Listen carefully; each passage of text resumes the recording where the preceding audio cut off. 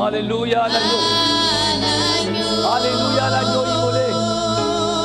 Alléluia à l'agneau de Dieu qui ôte le péché du monde. Alléluia.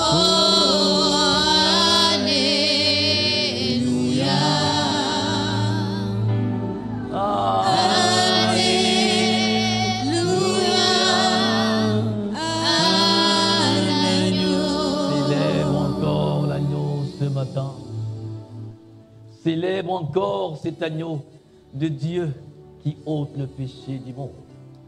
Lorsque Jean-Baptiste l'a vu, il était avec ses disciples.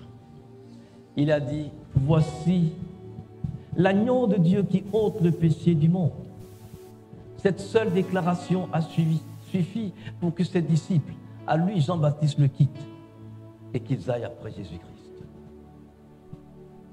L'agneau de Dieu qui ôte le péché du monde, le Messie, loin, la personne annoncée depuis les temps immémoriaux,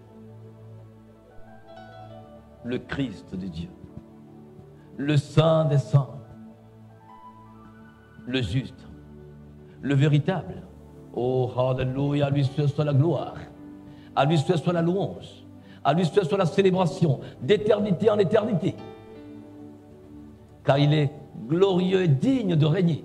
Lui, l'agneau, le souverain, sacrificateur de nos âmes.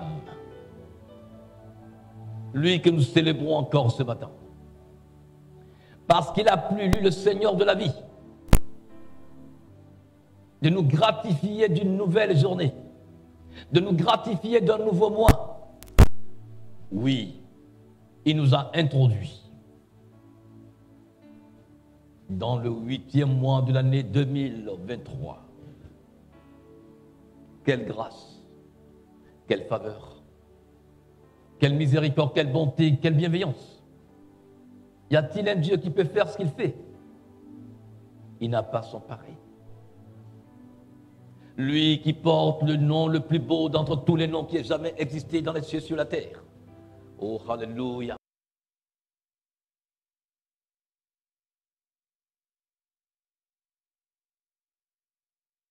Oui, notre roi est vivant. Notre roi est Seigneur. Notre Rédempteur est vivant. Job pouvait dire, je sais que mon Rédempteur est vivant. Il se lèvera encore et il célébrera sa gloire dans le triomphe qu'il m'accorde. C'est le triomphe qu'il t'accorde aussi ce matin. Dans sa bonté, il t'attire. Dans sa bonté, il t'aspire par son esprit qui rend témoignage à ton esprit de ta filiation. Ta filiation que personne et rien ne peut remettre en cause parce qu'elle est garantie, elle est scellée, cette filiation, par celui qui est le témoin fidèle, le Christ Jésus. Lui que les anges, les 24 vieillards, les 4 êtres humains célèbrent sans cesse. Lui que la terre adule. Ô Seigneur, nous voulons te dire merci. Nous voulons te célébrer, nous voulons t'exalter. Nous voulons, Père, te bénir encore Nous voulons dire du bien de toi, car notre bénédiction, c'est de dire du bien de toi. Ô Seigneur, car ta bonté vaut mieux que la vie. Nous sommes là encore ce matin pour te dire, Seigneur, qu'est-ce que ça fait du bien de se retrouver entre frères et sœurs, car c'est là que tu établis encore le bonheur de ta présence et que tu nous remplis à tous égards. Oh, alléluia. Jésus, nous te couronnons, nous te proclamons. Oh, alléluia. Présent au milieu de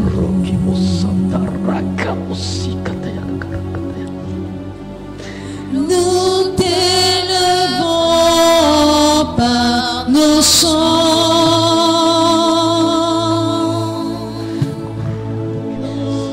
nous t'adorons et nous t'exaltons.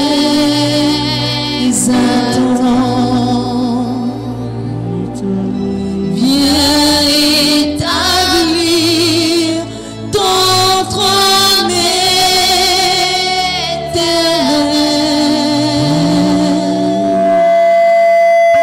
À nos louanges, nous t'invitons. Viens Jésus prendre la place du roi. Oui, Seigneur, viens prendre la place qui te revient. Personne ne peut disputer cette place avec toi. Tu mérites pleinement ta place de Seigneur, de roi, de souverain sur nos vies. Est libre pour. Merci Seigneur. Merci Seigneur. Esprit Saint, esprit de conviction, esprit d'instruction, esprit de vérité, est libre cours. Au nom de Jésus-Christ. Amen. Asseyons-nous, s'il vous plaît.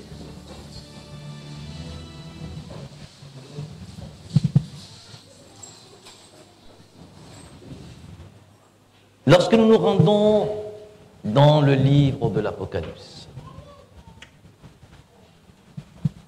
au chapitre 1er,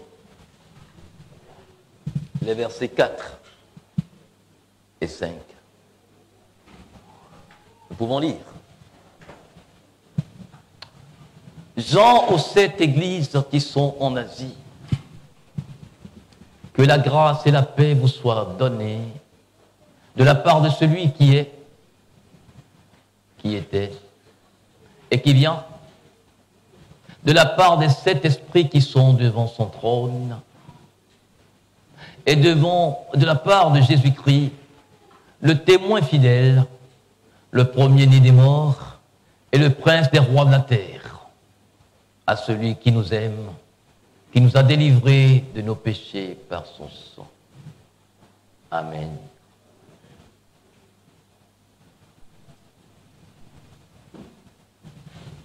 Notre Dieu est éternel. Quand on parle d'éternité, on parle d'infini. Quand on parle d'infini, on parle de ce qui n'a pas un début et qui n'a pas une fin. On parle de ce qui peut résumer les 3 grandes dimensions de la temporalité en elle ou en lui, sans cesser d'exister.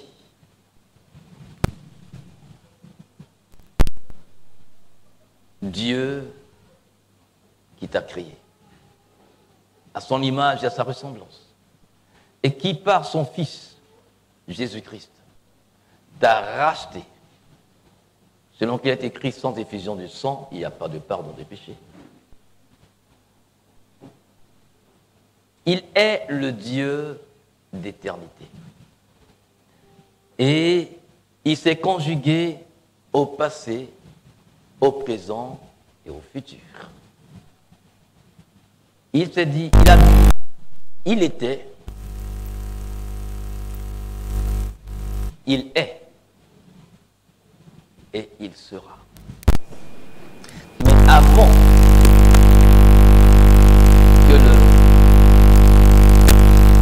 que la lumière soit, il est. Même dans le passé, si Dieu se définit, si Dieu se définit ou se présente sous l'angle du passé, même dans ce passé, son présent donne donc du sens au passé. Ça veut dire que sans le présent de Dieu dans le passé n'aura pas un sens. Sans le présent de Dieu dans le présent n'aura pas de sens. Et sans le présent de Dieu dans le futur, qui n'est même pas encore, le futur ne sera pas. Ça veut dire qu'il remplit, c'est pour ça qu'il dit, il remplit à lui seul les trois dimensions de la temporalité, passé, présent, futur, sans cesser d'exister. Il est illimité. Et ce Dieu, dans son amour, pour régler le problème de la dette de l'homme, à travers la désobéissance d'Adam et Ève, toute la sentence qui a été prononcée pendant tout ce temps, que tu le veuilles ou pas, nous l'avons hérité, sans le vouloir, parce que nous sommes la descendance adamique. Donc quelqu'un dira, c'est pas procuration que j'ai hérité le péché. Mais Dieu, dans son amour, a décidé que ce problème soit réglé. Mais quand il a regardé dans tous les cieux, il n'a trouvé personne. Si un ange pouvait faire ce travail, aurait-il fallu que son fils meure pour toi? Mais quand il a regardé parmi les anges, même parmi les séraphins, car les séraphins, dans la doctrine de l'angélologie, sont le degré le plus élevé dans la hiérarchie des anges. Mais il n'a pas trouvé un ange capable d'accomplir ton salut. Parce que si Lucifer a pu décevoir, les autres anges aussi pouvaient décevoir. Donc, Dieu a cherché. Je crois qu'il a regardé les 24 vieillards, il a regardé les 4 êtres humains, mais personne ne se savait être qualifié pour réaliser cette œuvre. Il n'y a que Dieu qui a été offensé par mon péché, par ton péché, qui a trouvé lui-même la victime appropriée pour laver l'affront qu'il a subi. Vous savez, dans nos sociétés, lorsque tu es offensé, surtout quand un roi, un chef canton est offensé, puisque ce sont des sociétés traditionnelles où il n'y a pas de loi écrite, c'est l'offenseur, l'offensé qui décide de comment l'affront sera lavé. Donc c'est lui qui dit, ben, pour l'offense que j'ai subie, il faut ci, il faut ça, il faut ci. Donc Dieu, se connaissant, s'est dit, mais non, tout ce qui est créature, aucune n'est habilitée à rendre ce service. Non. Si j'ai été blessé dans mon orgueil, dans ma fierté, dans ma puissance, il n'y a que ce qui est sorti de moi-même qui peut me satisfaire. C'est alors qu'il a donné son Fils, Jésus-Christ pour toi. La rédemption a commencé depuis le jardin d'Éden. Lorsque nous savons lire à travers les lignes.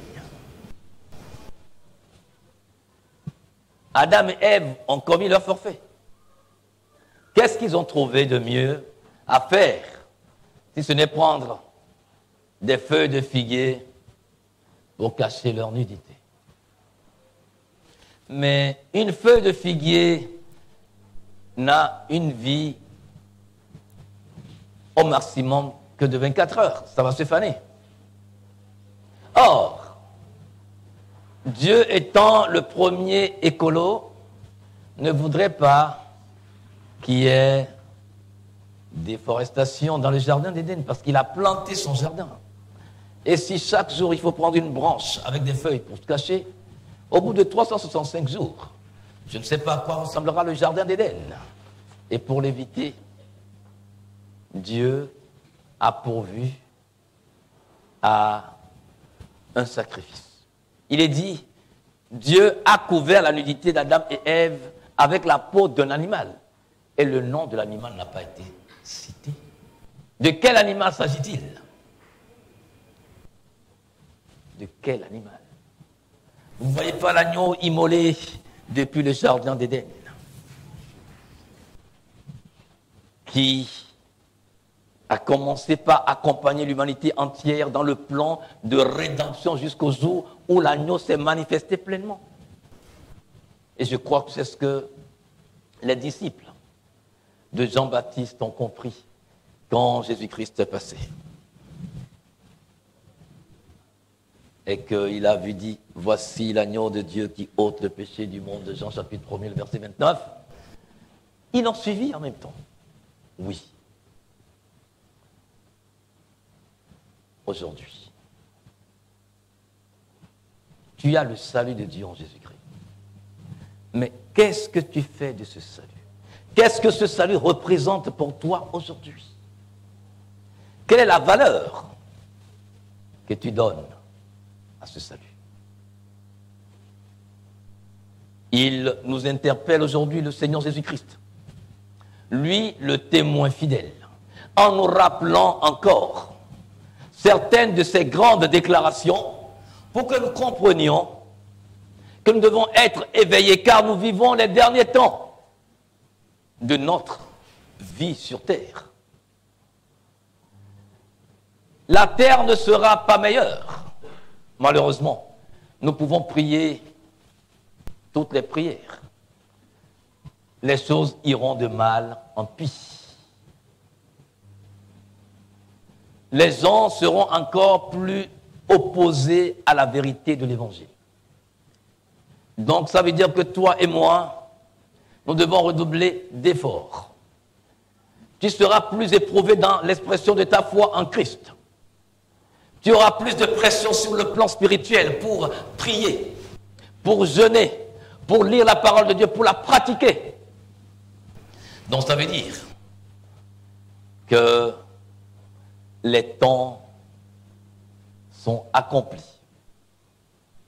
Mais est-ce que l'Église est prête? Parce qu'il nous a dit que cet évangile du salut de Dieu fasse le tour du monde pour servir de témoignage. Alors là, viendra la fin. Est-ce que l'évangile fait le tour du monde à travers moi et à travers toi? À combien de personnes ai-je prêché ce mois? À combien de personnes? Nous sommes aujourd'hui le 6 août. À combien de personnes j'ai apporté l'évangile du salut de Dieu en Jésus-Christ? Nous serons jugés plus sévèrement. Parce que la parole dit à celui à qui on a donné beaucoup, on en redemandera beaucoup. Tu as reçu plus que nos devanciers. Car eux n'ont pas eu l'occasion de connaître les réseaux sociaux avec les nouvelles techniques de diffusion de l'information qui court avec rapidité. La parole de Dieu ne peut qu'être vraie. Sa parole court avec rapidité. Et avec les nouvelles technologies, sa parole court plus rapidement encore. Crois-tu que tu seras sans aucune gêne, affranchi, quand tu paraîtras devant son trône pour lui dire, mais Seigneur, j'ai fait comme ce serviteur qui se disait prudent. Le talent que j'ai reçu, sachant que tu es un Dieu qui est strict, j'ai gardé le talent que tu m'as donné.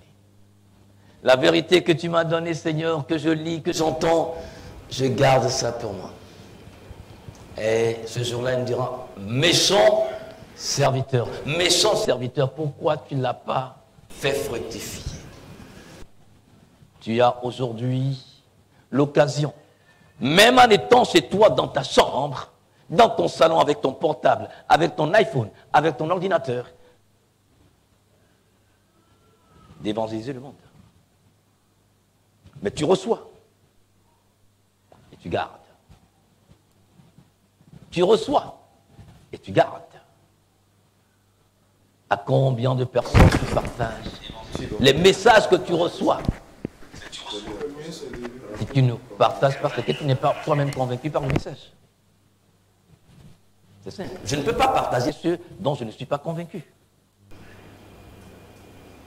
Croyez-vous que nous serons disculpés devant Dieu? Vous ne voyez pas, mes frères, mes sœurs en Christ, que notre méchanceté est grande? Vous me direz, non, je ne suis pas méchant. Qu'est-ce que Jacques 4, verset 17 nous dit? Il dit, celui qui sait faire le bien et qui se refuse de le faire commet un péché. Annoncer la bonne nouvelle à quelqu'un, ce n'est pas de faire du bien. Sortir quelqu'un de sa méchanceté, délivrer quelqu'un des chaînes, ce n'est pas lui faire du bien. Pourquoi nous ne le faisons pas? Nous avons la parole. Nous avons des messages que nous recevons. Ne serait-ce qu'ici, une fois par semaine, pour les dimanches, que vous pouvez partager. Et vous ne partagez pas. Sais-tu le message qui peut faire la différence? Tu n'es pas Dieu, je ne suis pas Dieu. Partage. Tu fais ton travail. Je ne dis pas que ça t'empêche ou t'empêchera d'aller aussi parler à quelqu'un. Mais puisque tu ne peux pas le faire tous les jours, envoie quand même avant d'aller toi-même. Le Seigneur, dans ses déclarations,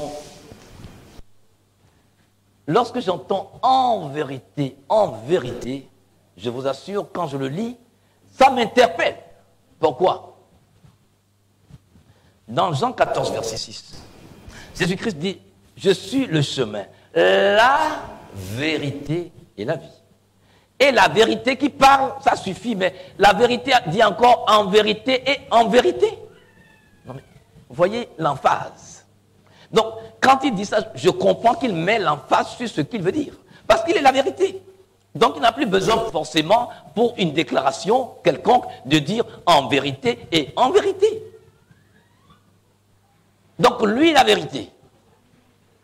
Et le en vérité de Dieu le Père. Le en vérité de Dieu le Saint-Esprit, ça veut dire que pour ce témoignage-là, ce que j'aurai à vous dire n'est pas à remettre en question. On s'y soumet, on le fait ou on ne le fait pas.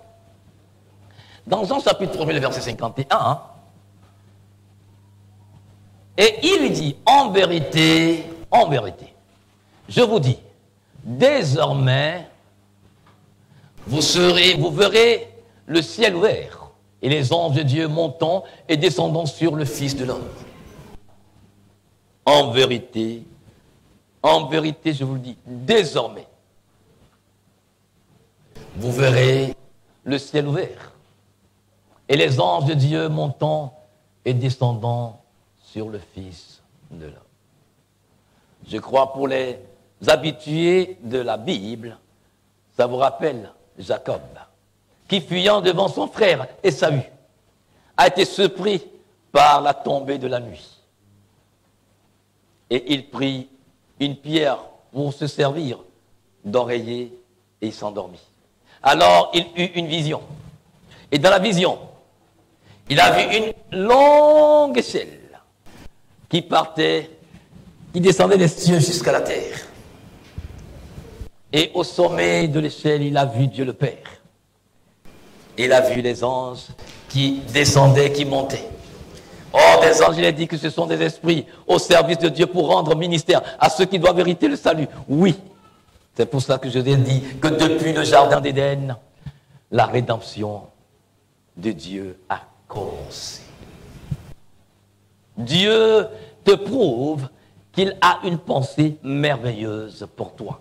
Que ton salut importe pour lui comme celui des autres qui ne l'ont pas encore confessé comme leur Seigneur personnel et le sauveur de leur âme. C'est pour ça que je dis, ma responsabilité est immense, ta responsabilité est immense, notre responsabilité est immense si nous ne portons pas le message vers les autres. Comment l'évangile fera-t-il le tour du monde pour servir de témoignage si ceux qui doivent l'apporter ne font pas leur travail? Et Dieu leur a rendu tellement l'œuvre plus facile maintenant. Et pourtant, on peut envoyer des photos, des jolis plats qu'on a fait pour faire saliver les autres. On peut envoyer des blagues. On peut envoyer tout, sauf la parole de Dieu. Or, c'est par elle que toi et moi, nous avons été sauvés. Est-ce que vous l'aimez? Si nous l'aimons réellement, pourquoi est-ce que nous avons honte d'en parler? Est-ce qu'on peut avoir honte de son identité? Est-ce qu'on peut avoir honte de son nom patronymique ou de son nom de famille comme nous avons l'habitude de le dire? C'est mon identité, c'est mon statut. C'est par cette parole, cette vieille parole, cette parole que les gens ne veulent plus entendre. C'est par elle que je suis devenu ce que je suis. C'est elle qui corrobore tout le témoignage concernant mon statut de chrétien et de chrétien, de fils et de fille de Dieu, d'enfant de Dieu.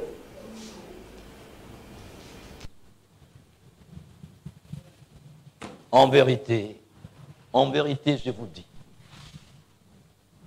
désormais en tant que locution adverbiale, veut dire que Jésus-Christ est en train d'inaugurer la nouvelle alliance déjà par cette déclaration. Bien qu'il n'ait pas encore donné sa vie à la croix du Calvaire, il était déjà en train d'inaugurer la nouvelle alliance dans laquelle nous avons tous été introduits.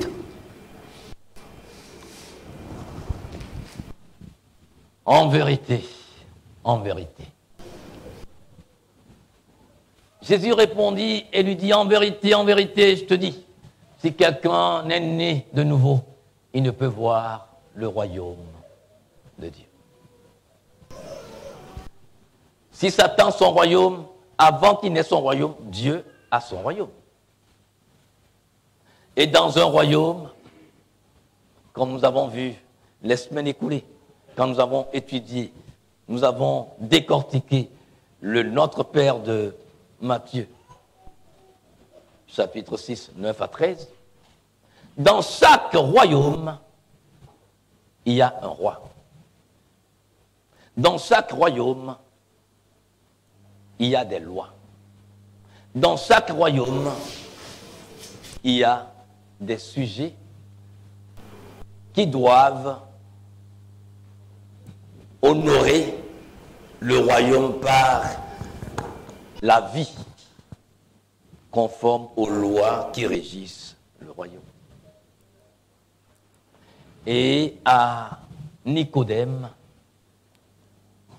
c'était un érudit. Il enseignait la parole de Dieu en son temps. Il faisait partie de la haute classe dirigeante juive à l'époque.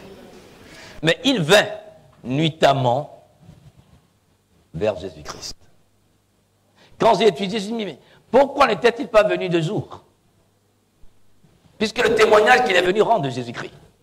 Il dit, nous reconnaissons, ou du moins pour ma part, moi, Nicodème, je reconnais que ce que tu accomplis comme miracle, nul ne peut l'accomplir s'il n'a été envoyé de Dieu. Donc je reconnais en toi le Messie. Si tu reconnais en moi le Messie, c'est la nuit, lorsque tu es sûr qu'aucun regard indiscret ne te verrait, que tu es venu me le dire. Parce qu'il avait peur du regard des autres. Il avait peur de perdre sa position. Jésus-Christ lui a dit, casse dans le tien, il faut que tu naisses de nouveau. La nouvelle naissance, quand on en parle, les gens ne le comprennent pas. Je vous assure, votre expérience dans le corps de Christ pendant 10, 15, 20, 30 ans, 50 ans ne fait pas de vous un né de nouveau. Hello? Hello? Je dis votre expérience en Christ. Vous faites 50 ans dans une assemblée chrétienne, ne fait pas encore de vous un né de nouveau. Si vous n'avez pas pris sur vous de confesser Jésus-Christ comme votre Seigneur personnel et le Sauveur de votre âme, vous n'êtes pas né de nouveau. Vous pouvez prêcher. Ça me rappelle, ça devait être en quelle année? 99, 2000 ou 2001. Que un serviteur de Dieu nous racontait qu'ils étaient à une conférence à Tulsa, aux États-Unis. Ils étaient 3000 délégués dans la salle. Donc la salle, c'est une salle qui peut contenir 3000 personnes, c'est comme au palais des congrès.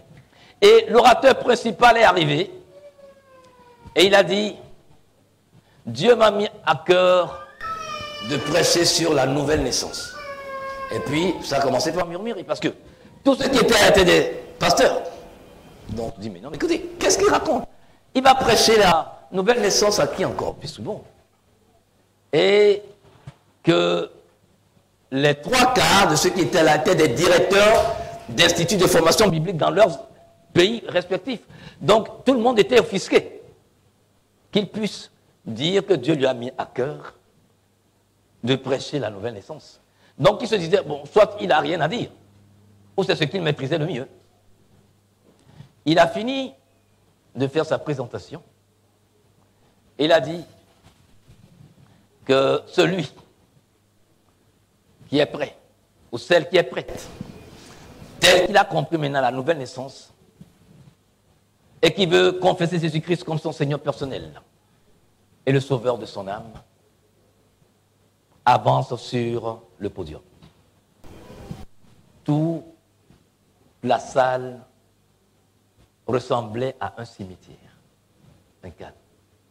Et depuis l'arrière de cet amphithéâtre, un monsieur a traversé toute cette foule-là et est allé sur l'estrade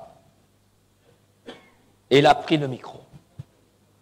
Il a dit, ça fait 10 ans qu'il est directeur d'institut de formation biblique dans son pays. Je ne vais pas donner le nom du pays puisque c'est pas bien. Et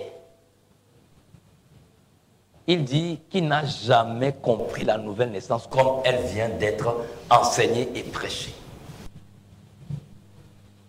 Donc je comprends que Jésus-Christ puisse dire à Nicodème, il faut que tu naisses de nouveau. Ce n'est pas parce que tu es un érudit de la parole de Dieu que tu l'enseignes dans tout Israël et qu'on te connaît et que tu es forcément approuvé de Dieu. Nous devons comprendre que la nouvelle naissance, en résumé, c'est un changement radical de mentalité par rapport au péché, par rapport à ce que Dieu attend de moi. Ça veut dire que j'accorde ma pensée à la parole de Dieu, de ce que la parole de Dieu dit de moi. Donc ça n'a rien à voir avec une teinture dénominationnelle ou religieuse. Ce n'est pas parce que j'appartiens à une religion, à une dénomination, dites même éveillés ou réveillés, qui chantent Alléluia, praise the Lord, que je suis né de nouveau. Non. Jésus-Christ dit à Nicodème, il faut que tu naisses de nouveau. Il n'a pas compris. Jésus-Christ l'a expliqué au verset 5 en lui disant, en vérité, je te dis, si quelqu'un est né d'eau et d'esprit, il ne peut entrer dans le royaume de Dieu. Plus tard, il a dit à la femme samaritaine, Jean 4, verset 24, l'heure vient, et c'est maintenant, où les vrais adorateurs devront adorer le Père en esprit et en vérité, car c'est à de tels adorateurs que le Père prend plaisir. Ça veut dire, parlant de la nouvelle naissance, il s'agit d'une vie spirituelle. Parce qu'il lui a dit, ce qui est né de la chair est chair, mais ce qui est né spirituellement est spirituel. Donc il y a une réalité spirituelle, il y a une réalité physique. Où en es-tu aujourd'hui? Si nous sommes nés selon l'esprit, nous devons marcher selon l'esprit. Nous devons affectionner l'esprit. Or, l'esprit, c'est la parole. Donc, si je suis né selon la parole, je dois affectionner la parole. Qu'est-ce qui fait la différence entre celui qui se dit être né de Dieu et celui qui n'est pas né de Dieu? C'est que celui qui est né de Dieu est conduit par l'esprit de la parole, l'esprit de la vérité. C'est pour ça, justement, que le Saint-Esprit t'a été donné pour habiter en toi. Le Saint-Esprit ne peut pas habiter dans tous les êtres humains. Non. Le Saint-Esprit habite dans l'esprit de l'homme et de la femme qui l'honore et qui honore le Christ. Parce que lui-même rend témoignage de Jésus-Christ. Est-ce que mes actes, est-ce que mes paroles, est-ce que mes pensées, est-ce que mes choix même vestimentaires honorent Dieu?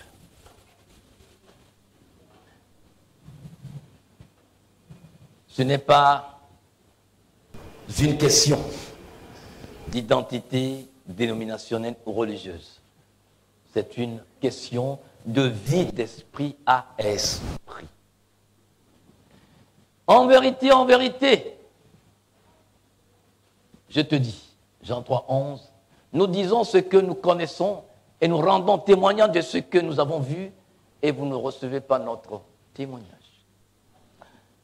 Jésus-Christ est le témoin fidèle,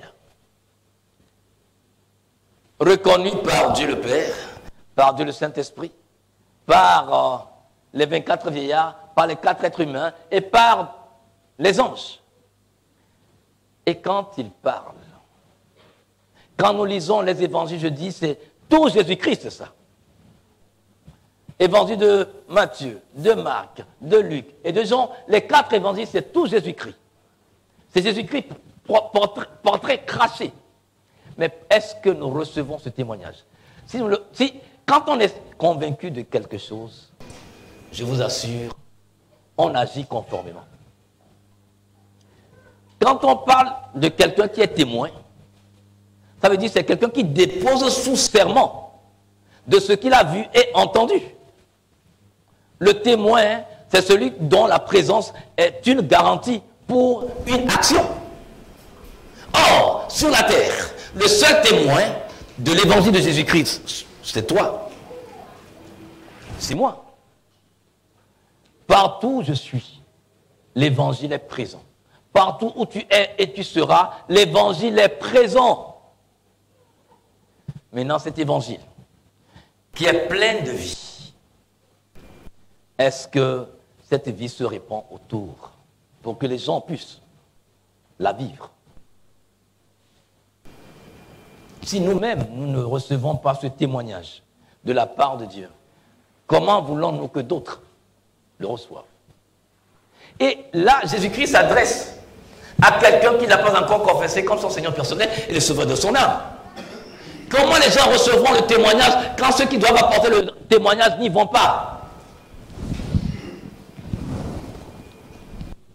Ou en tout cas, Seigneur, Aujourd'hui, il suffit que tu allumes ta radio, que tu allumes ta télé, mais l'évangile est partout. Hein? Même certains aussi, très tôt le matin, à 4 heures, ils viennent vous réveiller en plein sommeil dans leur prédication. Donc, si quelqu'un ne veut pas témoigner, quelqu'un ne veut pas se donner sa vie à Christ, ça fait son problème. Est-ce que le fait qu'on prêche les dimanches dans nos assemblées chrétiennes nous dispense de l'ordre que nous avons reçu dans Matthieu 28, à partir du verset 19 et 20, allez partout et proclamer la bonne nouvelle à toute la création. Si nous prenons la population mondiale aujourd'hui, elle fait environ 8 milliards d'êtres humains. De vous à moi, est-ce qu'on peut compter, oui, 1 milliard de chrétiens? Moi, je ne crois pas. Je ne crois pas. Nous ferons des millions, mais le milliard, ça m'étonnerait. Donc, la mort de Jésus-Christ n'a servi à rien. Pour 7 milliards et plus d'êtres humains, sa mort n'a servi à rien. C'est-à-dire, quand je ne fais pas, c'est que je suis en train de dire à Dieu, cette mort-là, ça n'a pas servi à grand-chose.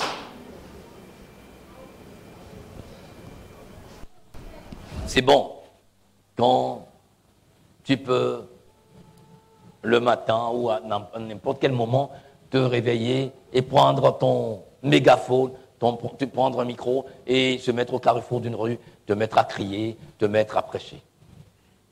C'est bon, je te l'accorde. Mais de grâce, permettez-moi de le dire. Est-ce que vous croyez que cela aura un impact réel? Moi, je ne vois pas l'impact. D'abord,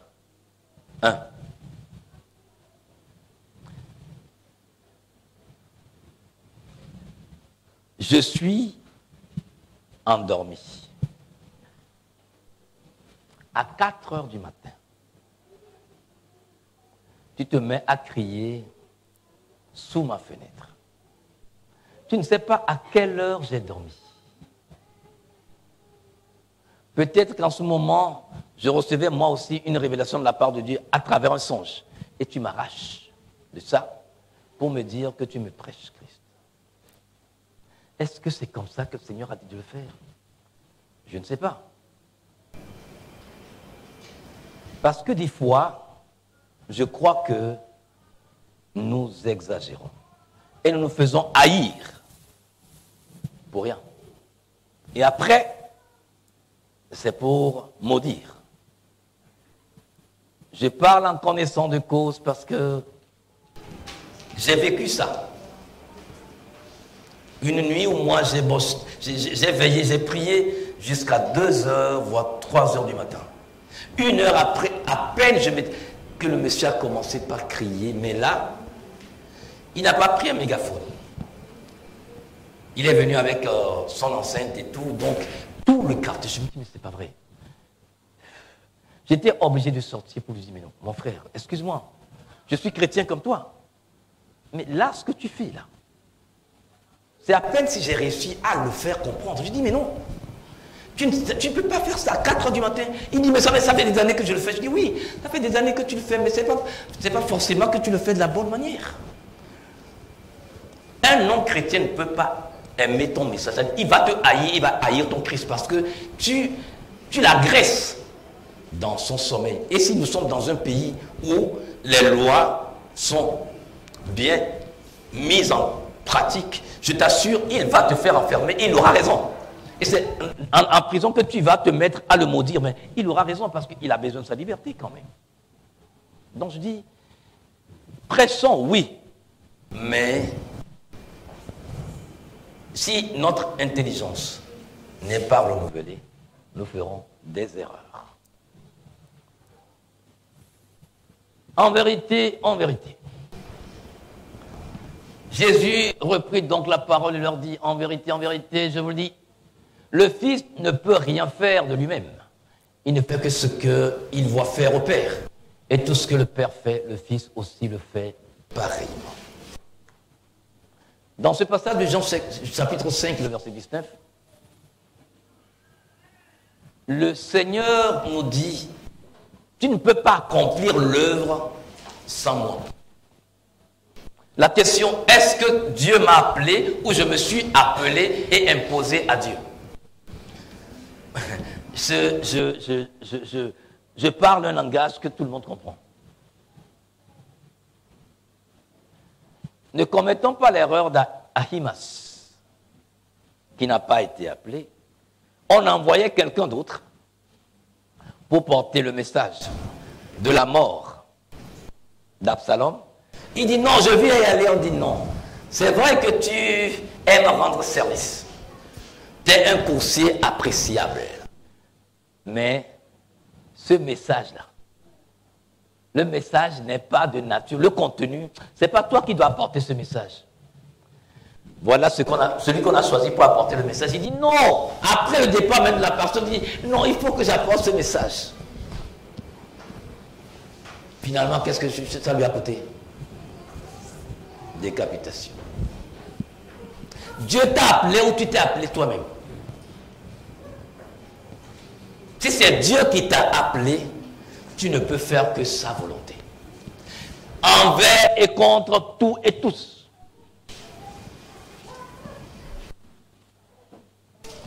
Jésus-Christ te dit que lui ne fait rien, si ce n'est le Père qui l'inspire. Ça veut dire que je vois mon Père faire et je fais.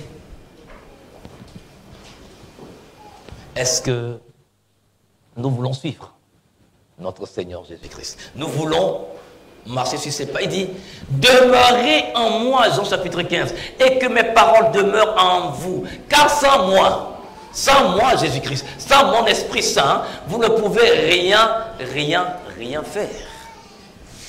Et le Saint-Esprit me parle, mais je lui dis non. Le Saint-Esprit m'interpelle, je lui dis non. Et qu'est-ce que je vais faire?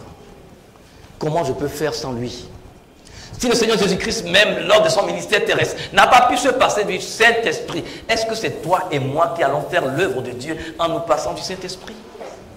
Ça veut dire qu'il a été soumis, lors de son ministère terrestre, il a été soumis au Saint-Esprit. Comment est-ce que je peux dire que je suis issu de ce Christ-là et que je ne peux pas me soumettre au Saint-Esprit?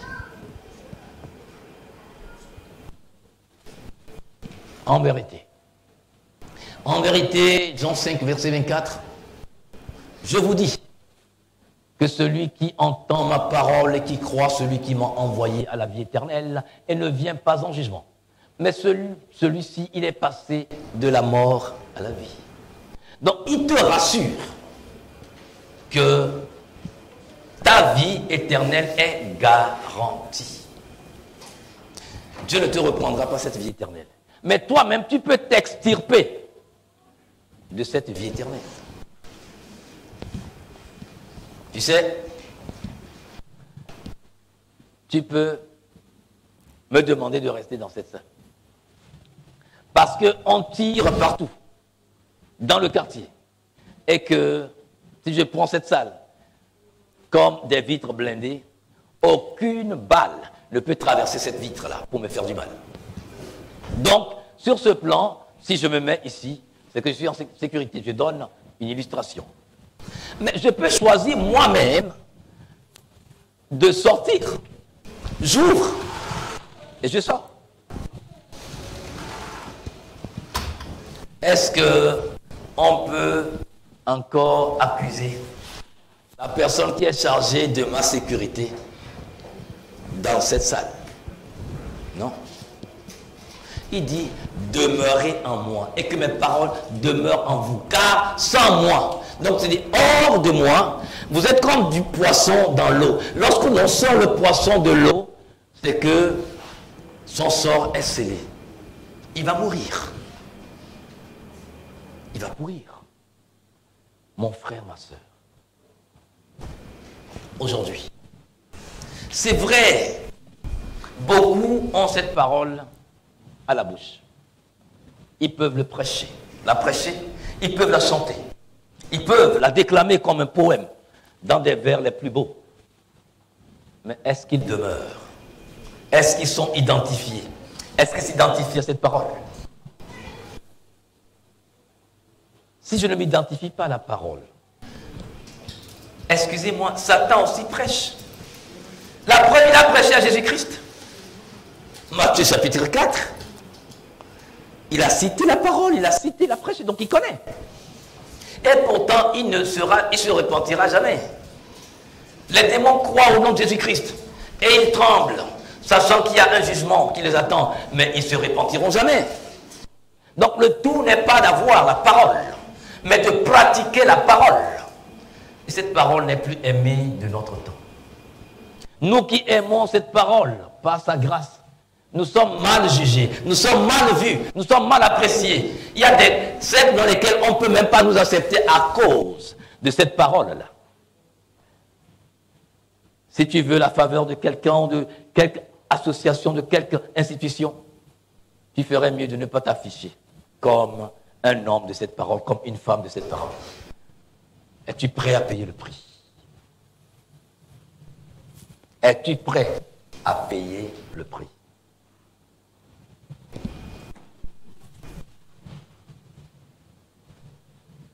Cette parole est ta vie. La vraie vie de l'homme, ce n'est pas la vie physique. Puisque tout être humain sait quand même que tout ne s'arrête pas à la mort. Nous le savons tous. En vérité, je vous dis que l'heure vient. Elle est maintenant. Que les morts entendront la voix du Fils de Dieu et ceux qui l'auront entendu vivront. Il y a plein de morts sur la terre des vivants aujourd'hui. J'ai dit 8 milliards d'êtres humains, mais à peine 1 milliard de chrétiens. Donc je veux dire 7 milliards d'êtres humains, ce sont des morts ambulants. Des morts immensément riches. Des morts assez intelligents. Sauf qu'ils n'ont pas la vie. Et le Seigneur te dit à toi et à moi, il nous dit, par vous, ils entendront la parole de Dieu et par elle, ils vivront. Ça veut dire que par toi et moi, Dieu accomplira le miracle. Le miracle, le réel, c'est que quelqu'un passe de la mort éternelle à la vie éternelle. Et ça, tu peux le faire, je peux le faire. Je peux le faire, nous pouvons le faire. Les morts entendront la voix du Seigneur et vivront. Tu veux qu'un homme, une femme vive à travers ton engagement pour l'évangile de Jésus-Christ. Ne te retiens pas. Ne te retiens pas. En vérité, Jésus leur répondit. En vérité, je vous dis, quiconque pratique le péché est esclave du péché. Tu me diras, qu'est-ce que le péché? Je t'ai donné la définition la plus simple dans Jacques chapitre 4, le verset 17. Tu sais ce qui est bien, mais tu ne le fais pas, tu commets un péché. Tu sais ce qu'on attend de toi, tu le fais négligemment, tu commets un péché.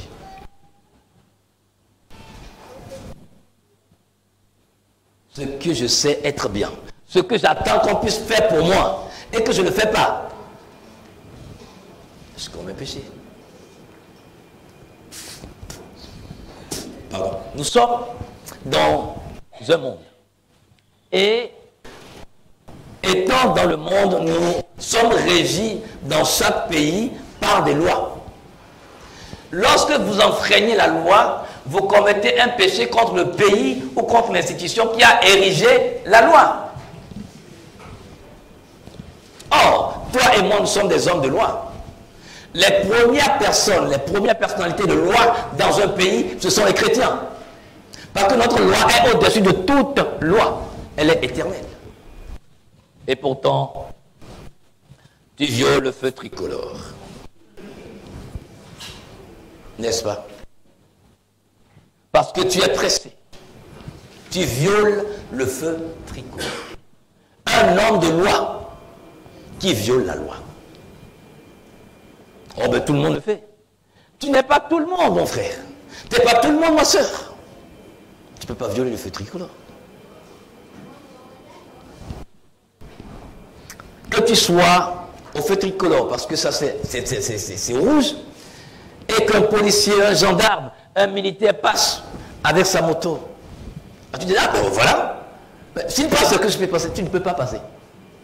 Nous ne sommes pas soumis aux mêmes lois. La loi qui nous juge est plus élevée que la terre. Donc, en tant qu'homme de loi, si tu violes ce feu-là, c'est que tu as péché. Pourquoi? Puisque la parole de Dieu te dit d'être soumis aux autorités, car il n'y a pas d'autorité qui n'ait pas été établie par Dieu. Et la loi a été établie par les autorités du pays. De ne pas violer le feu tricolore. Et tu le violes, c'est rouge, tu violes. Tu n'as pas péché. Et certains en ont fait leur sous gras. C'est-à-dire, ils aiment ça.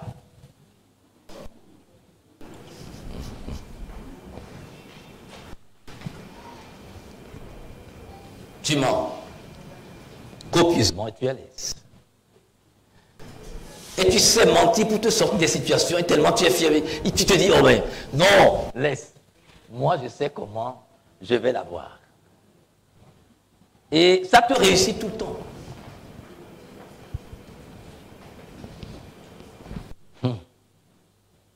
Tu deviens esclave de ceux qui triomphent de toi.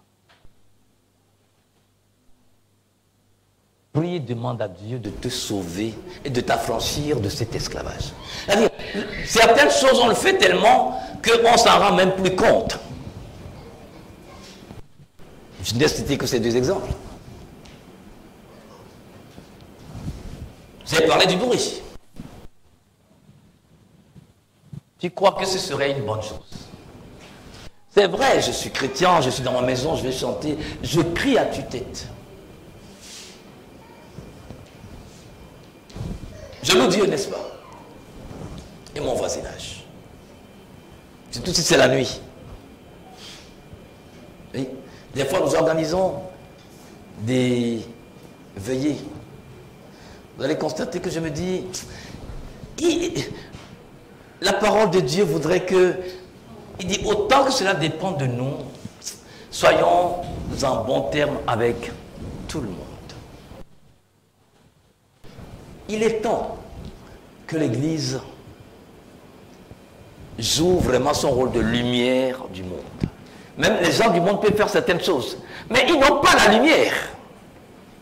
Ils peuvent le faire, mais moi je ne peux pas le faire.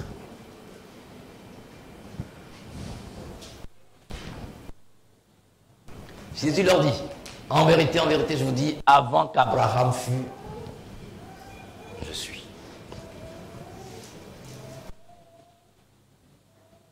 Jésus-Christ a conjugué Abraham au passé simple. Abraham fut. Mais il s'est lui-même conjugué dans quel temps? Dans quel temps? Dans quel temps? Au présent de l'indicatif. Ça veut dire, moi Jésus-Christ, je n'ai pas de début. Et je n'aurai pas de fin. Or, le monde dans lequel tu es, ce que tu crains aujourd'hui et que tu es en train de monnayer ta foi pour avoir leur faveur, ce sont des gens qui sont temporels, ce sont des mortels.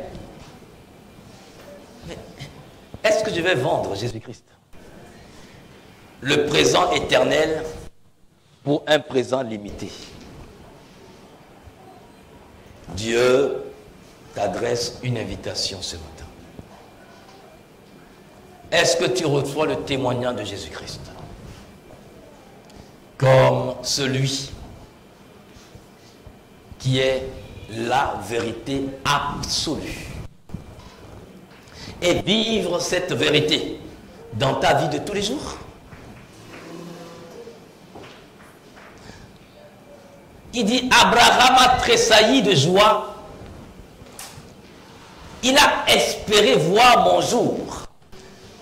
Mais il n'a pas eu cette occasion. Mais toi et moi, nous avons eu cette occasion de voir ce jour. Comment nous célébrons chaque jour, le jour du Seigneur, par notre vie, par nos choix, par nos propos, par nos paroles. Comment nous le célébrons? Le Seigneur nous interpelle encore ce matin pour nous dire: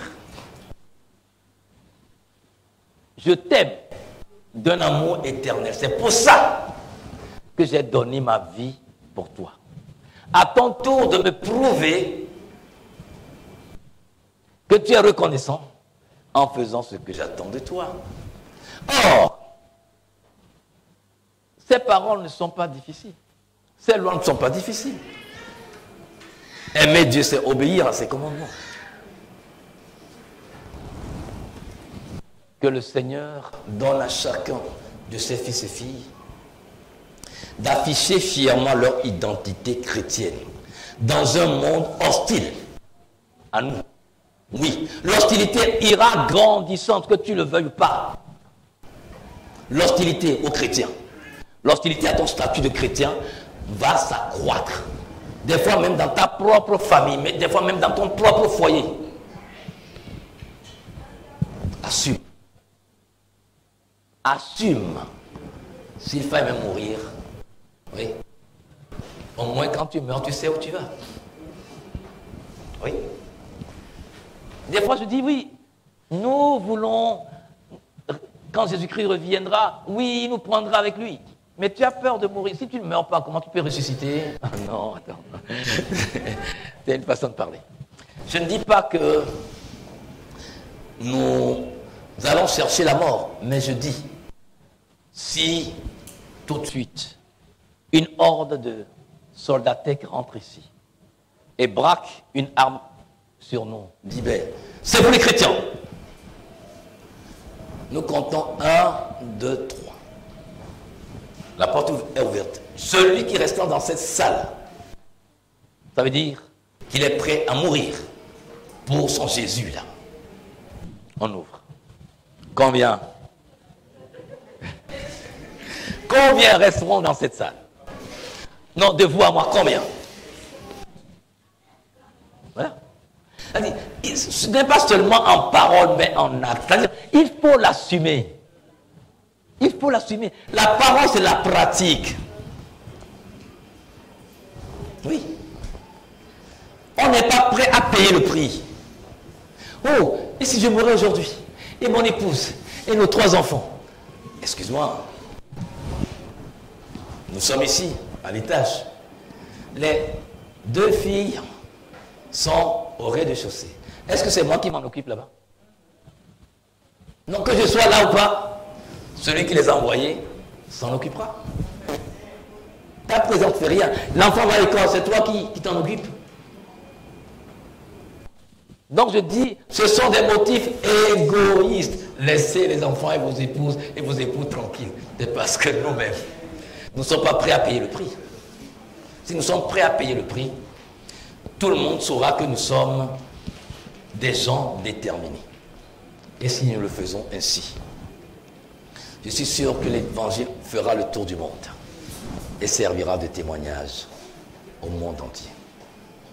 Puisque nous l'avons compris et que nous sommes prêts à le faire, celui qui donne la capacitation pour le réaliser l'a déjà réalisé pour toi. Lève-toi et remercie-le pour ce qu'il est fidèle et pour ce qu'il est juste. Remercie-le pour lui dire, Seigneur, oui, tu m'as rappelé certaines des grandes déclarations venant de toi dans ta parole. Je l'ai compris et je suis prêt à le faire. Je suis prêt à payer le prix. Je suis prêt à te donner, à te payer ma part de tribut pour que ton évangile, ta parole de vérité fasse le tour du monde. Que je sois cet homme, que je sois cette femme qui soit amené à vivre la vie selon ta parole à telle enseigne que les gens n'aient plus besoin que je parle. Mais quand ils me voient, quand ils m'entendent, quand ils me fréquentent, qu'ils voient à travers moi, qu'ils sentent à travers moi ta vérité, qu'ils libèrent, qu'ils affranchissent, qu'ils vivent ton amour à travers moi, qu'ils vivent ta seigneurie à travers moi, qu'ils vivent ton intégrité, qu'ils vivent ta vérité, qu'ils vivent ta justice, qu'ils vivent ta paix, qu'ils vivent ton pardon, qu'ils vivent ta bienveillance, qu'ils vivent ta bonté, oh, qu'ils vivent ton amour à travers ma personne. Dans le nom de Jésus.